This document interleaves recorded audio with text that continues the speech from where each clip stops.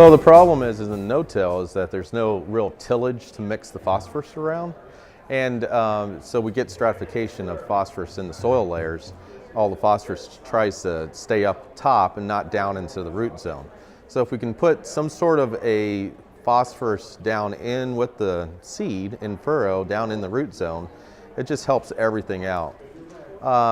We have 3 product lines that work extremely well in this situation. We have the diamond grade, which is 100% ortho phosphorus.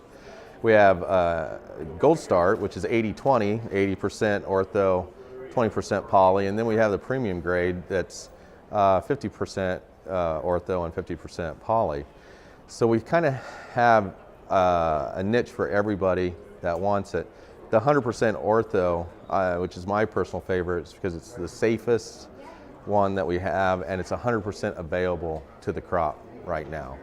So we have several different add-ons, and I'm testing different add-ons every year. The one that's showing really good promise right now is Microcarb ZMB. Microcarb ZMB is a folic acid with zinc, manganese, and boron. Now the folic acid is a high carbon source, and it kind of carbon chelates the nutrients, and it will actually help those nutrients go up into the plant and be more digestible in the plant faster. And that's kind of the key, is to get everything up into that crop faster, and it will just make everything work better. And a lot of people don't really understand the whole humic-folic relationship. So I always talk about humic acids as being big basketballs. They're huge carbon sources that should be applied to the soil with nitrogen, because that can carbon chelate that nitrogen and kind of stabilize that nitrogen and not let it go out into the environment as easily. It will also make that nitrogen more available to the crop, up and get pushed up into the root system and get into the crop faster.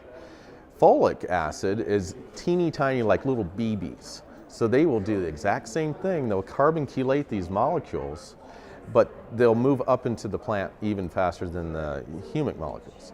So the way I always say to position is the humic acid should be soil applied, i.e. with the nitrogen, and the folic should be tissue applied, either on the crop itself, tissue, or down into the root tissue with starters.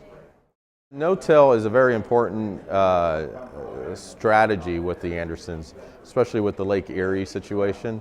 We can help with no-till, we can help soil not move off the ground nearly as fast or at all, because of all the residue that's kind of slowing down the water and letting the water percolate through.